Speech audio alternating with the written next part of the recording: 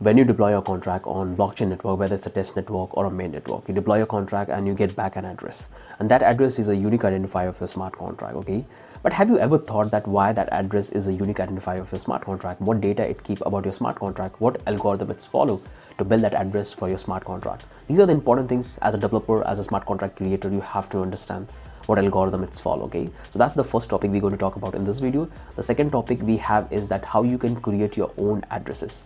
So far all of you guys have been using MetaMask, Coinbase, Connect Wallet, all are these wallet provider to create your account address, okay, Ethereum account addresses. But we have one powerful package which we can utilize and use it to create as many accounts as we want. Okay, so we're going to talk about that as well. Okay, so let's talk about the addresses first, that what type of addresses we have on Ethereum. In this video we're going to answer three important questions about the smart contract addresses. Okay, so how many type of addresses do we have on Ethereum blockchains, like how the smart contract addresses get created, and what is the difference we have between a smart contract address and the normal user address. Okay, so let's start with the first one, that how many types of address do we have on Ethereum blockchains. So generally we have two types of address, one is smart contract address and the other one is the user address. So the major difference you will find in both these addresses, that smart contract addresses, they don't have the private key, but user address, they do have the private key. And there is a difference between the data structure in the smart contract address and the user address, which we talk about in later part. Okay, how smart contract address created. Okay, so generally we have two types of method in which we can utilize to create the smart contract addresses. But before we talk about the methods, we have to understand that how the smart contract address exactly look like, what exactly we have in that huge string. Okay, so generally that string is consist of 32 characters, both number and alphabets. Okay, but you will notice one thing, in every smart contract address, this is how it will start. It will start with 0xBA. Okay, so this is the starting point of the smart contract address. So let's talk about the first method we have to build the smart contract address. Okay, so this is how the entire flows go. Okay, so we have your account address. So if you want to deploy a smart contract, you need to have your own wallet address. Okay, so it takes your wallet address plus nuance. Okay, and what is this nuance? This will keep the track of number of transaction you're doing. So at the time of deployment of the contract, you will find that this nuance is 0, means you haven't done any transaction with this account. Okay, so it will take this two data and then it will generate the account address of your smart contract. Okay, so this is the first method we have, and the method, the algorithm it's follow is this algorithm. Okay, so this is the algorithm which follow to create your smart contract. So here you will have the nuance and your wallet address in the form of array, and then it will call this algorithm. Okay, once the output of this algorithm will come, it will go into this and it will pass this and it will return the 32 characters of your, which is your smart contract address. Okay, so this is how the entire cycles take place. You will have your nuance, you will have your smart contract address, then it will run this algorithm, then this, and you will get your contract address. Okay, so this is the entire flow goes in the first method. And the second method we have is that this is not that popular, it's called opt code call create to. This is not that popular in the industry right now in most of the blockchains, but this also take couple of data. It will take the address of your wallet and it will take the code of your smart contract, not nuance. Okay, and it will use both this and then it will generate the address of your account. Okay, so this is the second method we have. Let's move to the next slide and let's talk about the difference between a smart contract address and a user address. As we all know that smart contract address are the unique identifier of a smart contract which exists on the blockchains. Generally, smart contract addresses and the user address consist of 4 fields.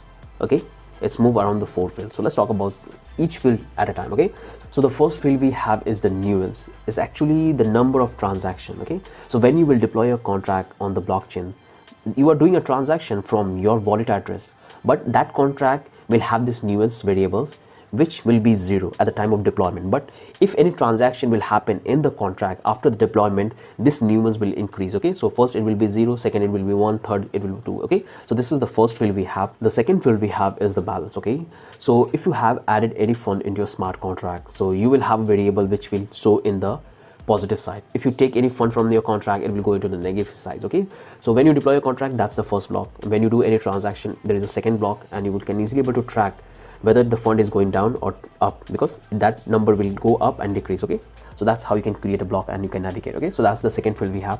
The third field we have is called code. Okay, so you have your smart contract, and whatever code you have written in your smart contract, that would be stored in the third field in the form of code. Okay, that's what I have mentioned. The fourth field we have is the data. Okay, so as we all know that whatever state variable you will define in your smart contract, that exactly going to be stored on the blockchain. Okay, and that gets stored into the data field of your address. Okay, so generally we have this 4 data field in the smart contract. But on the other hand, in the user account address, you will find the data field and the code field is empty.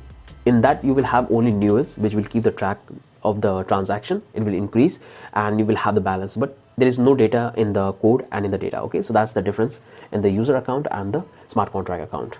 And this is, we already discussed about that smart contract doesn't have a private key and user do have their private key. Okay, so these are the important things which you have to know when it's come to the smart contract and the user account. Okay, so in short, there is no private key in the smart contract address, but in user address we have a private key.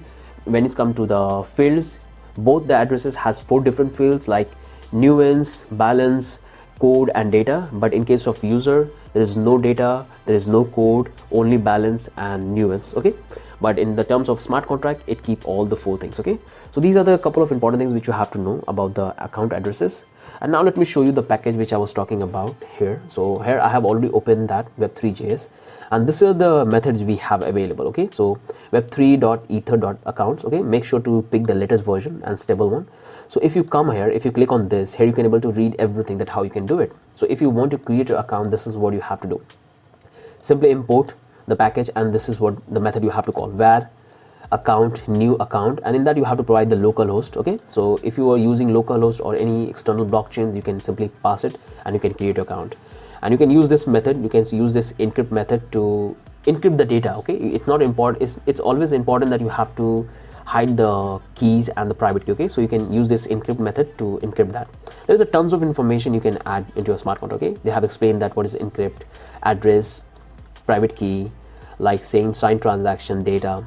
These are the methods they have explained. Okay, so like if you want to create, you will type this method and you will get the address, private key, signing and this encrypt password. Okay, so there's a tons of things. I link this video, I'll provide this link in the description so you guys can come and check. And if you want me to make a dedicated video where I can explain you that how you can create multiple accounts in just one go, okay, using this, so do leave in the comment section, I will explain that as well. Okay, so that's the only thing I want to talk about in this video. Hope you guys have found this video valuable. If you have still any confusion, do let me know. I'll try to make